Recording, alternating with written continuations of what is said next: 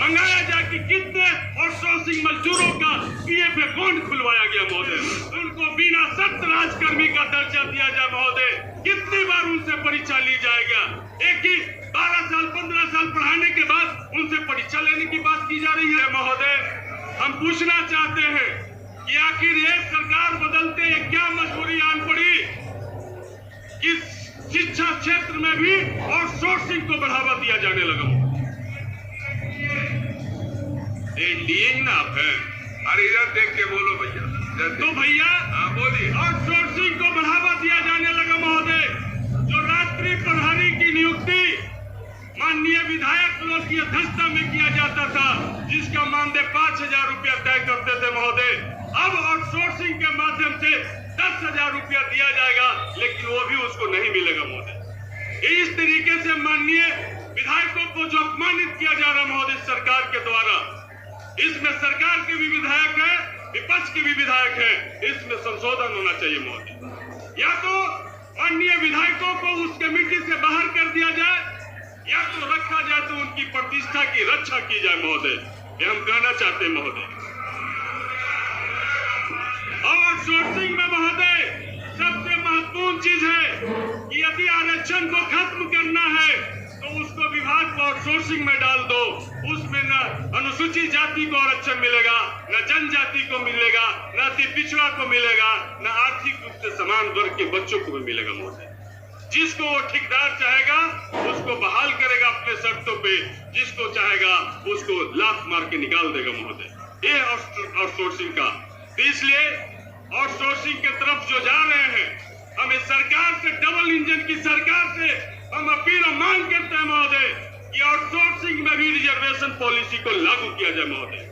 बगैर reservation policy के outsourcing कहीं भी मजदूरों को हित कर नहीं हो सकता महोदय, सभी वर्ग को समान अवसर नहीं दे सकता महोदय। इसलिए आउटसोर्सिंग में भी रिजर्वेशन को लागू किया जाए महोदय। और आउटसोर्सिंग तो हम लोग पछताने हैं, उसको खत्म किया जाए महोदय। और बाकी दूसरे तरफ महोदय जदयू के साथी लोग बैठे हैं, बहुत आंदोलन किए, बाबू जगजीवन राम छात्रावास को जब बंद किया जाने लगा, खत्म किया जाने लगा, तो क्या यकीन करें कि अब डबल इंजन की सरकार बनी है तब देश में बाबू जगजीवन राम छात्रावास को नहीं बंद किया जाएगा? यकीन करें कि बाबू जगजीवन राम छात्रावास जहां और नहीं खुला है वहां पे खोलने की व्यवस्था की जाएगी।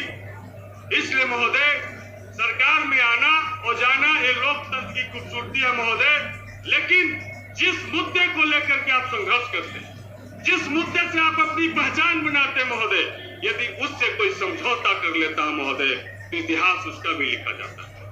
इसलिए हम कहना चाहते हैं महोदय कि पूरे बिहार में जो हमने कहा था कि मांझी जी का जो कल्याण विभाग रहा है, उस विभाग की समीक्षा होनी चाहिए महोदय। आज वहां पे जो स्थिति आउटसोर्सिंग से जो वहां पे रात्रि प्रहरी या तो गार्ड बहाल किए जाते हैं महोदय, रसोईया बहाल किए जाते हैं। शर्मनाक स्थिति जब आया, जब मांझी जी के सामने आकर के वो बोल रहे थे कि हमरा तो 2600 रुपया पे मिला हो, हमरा तो 3200 रुपया मिला हो, कुछ उपाय करूं हमारे बाल बच्चा के पेट न चले। तो क्या इसी तरह का आउटसोर्सिंग की परिकल्पना हम लोगों ने किया था? क्या इसी तरीके का हम लोगों ने व्यवस्था चाहा था कि मजदूरों को आउटसोर्सिंग से माध्यम से उनको हम काम देंगे, लेकिन 3200 और 2600 रुपया में हम उनको काम देंगे?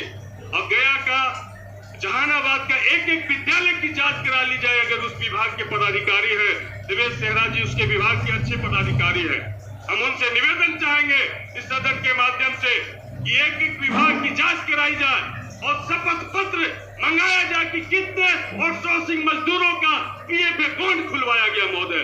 अगर पीएफ अकाउंट खुलवाए उनको आउटसोर्सिंग पे रख लिया जाता। इसलिए हम कहना चाहते हैं कि बिहार के गरीब गुरबे के साथ नहीं खेला जाए महोदय। गरीब गुरबे हमारे साथ होते हैं तभी हम सदन में आने के लायक होते हैं। यदि गरीब गुरबे का साथ छूट गया महोदय तो सदन में आने के लायक हम नहीं बचेंगे महोदय। तो उनके हितों के साथ में उनकी हितों की रक्षा की जाए, ये हम सदन के माध्यम से हम कहना चाहते हैं महोदय। दूसरे तरफ महोदय हम शिक्षा विभाग में महोदय, शिक्षा विभाग का बजट है, नियोजित शिक्षक महोदय सड़क पर है, जो मांग कर रहे हैं, जो पिछली सरकार ने की थी कि उनको बिना शर्त उनको राजकर्मी का दर्जा का जो बात था महोदय, हम सदन से चाहते हैं, वित्त मंत्री जी यहाँ पर हैं, शिक्षा मंत्री भी वही है महोदय, तमाम सरकार यहाँ पर है, उनको बिना शर्त राजकर्मी का दर्जा दिया जाए महोदय। कितनी बार उनसे परीक्षा ली जाएगा? एक ही 12 साल 15 साल पढ़ाने के बाद उनसे परीक्षा लेने की बात की जा रही है। आउटसोर्सिंग से फिजिकल शिक्षकों की बहाली हुई, मात्र लगभग 2600 शिक्षक है महोदय, जिनको मात्र 8,000 रुपया मिलता है।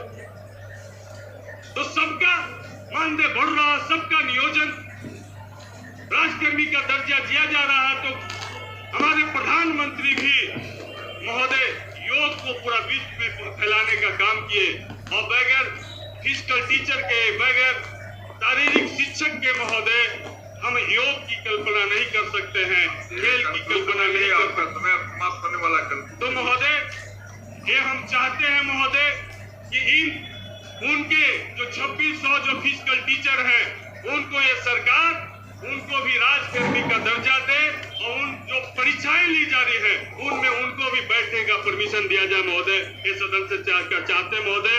दूसरा, एक जब हमारी समय समाप्त हो रही महोदय, तो एक कहानी हम सुना करके, छोटी सी कहानी हम सुना करके महोदय हम अपनी बात को खत्म करेंगे महोदय।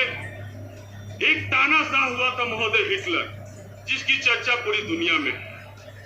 वो हिटलर कुछ भी करता था, कितना भी पब्लिक पे जुल्म करता था, सारा प्राइवेट सेक्टर बेच देता था, लेकिन लोग उसको जयकारा करते। हिटलर का नाम तो उसका बजट में नहीं है महोदय। बजट में है क्या? कहानी है महोदय। आप भी सदन में बहुत कहानी सुनाते थे महोदय, एक मेरी भी कहानी सुन लिया जाए महोदय। तो महोदय वो हिटलर की जयकारा होता था, तो प्रेस मीडिया के साथियों ने पूछा कि आप इतने पब्लिक पर जुल्म करते हैं, आप इतने गरीबों पे जुल्म करते हैं, आपका जयकारा क्यों लोग करता है? तो उन्होंने कहा कि हम ऐसे नहीं बताएंगे, आओ एक बंद कमरे में प्रेस कॉन्फ्रेंस करते हैं। और वहां पर एक मुर्गा को लाया गया महोदय, जिंदा मुर्गा को, और जिंदा मुर्गा को लाने के बाद महोदय हिटलर ने उसके सारे पंख को नोच दिए, सारे शरीर से लहूलुहान खून बह रहा था महोदय। और उसके बाद मीडिया के लोग अवाक होकर देख रहे थे कि क्या कर रहे हिटलर। उसके बाद वो एक कोने में जाके सहमा हुआ सा, दबा हुआ सा था महोदय। उसके बाद 5 दाना महोदय, 5 दाना चावल का लाया गया, उसके आगे छीटा गया महोदय। वो तुम हिलाते हुए चावल खाने लगा महोदय। यही हाल इस देश की जनता का कर दिया गया महोदय।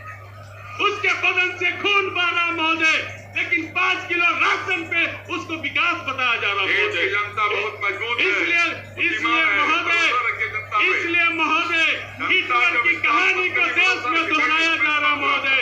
इसलिए जब हिटलर शाही नहीं चली महोदय, तो ये देश किसी भी मोदी शाही को, नीतीश शाही को बर्दाश्त नहीं करेगा महोदय। इसलिए एक हिटलर का देश और झूठलर का देश को हम नहीं बदल देंगे महोदय। इसलिए महोदय हम यही कहना चाहते हैं, अरे बैठ जाइए। ये जो महोदय जिनको महोदय हिटलर से बैठ जाइए, हो गया।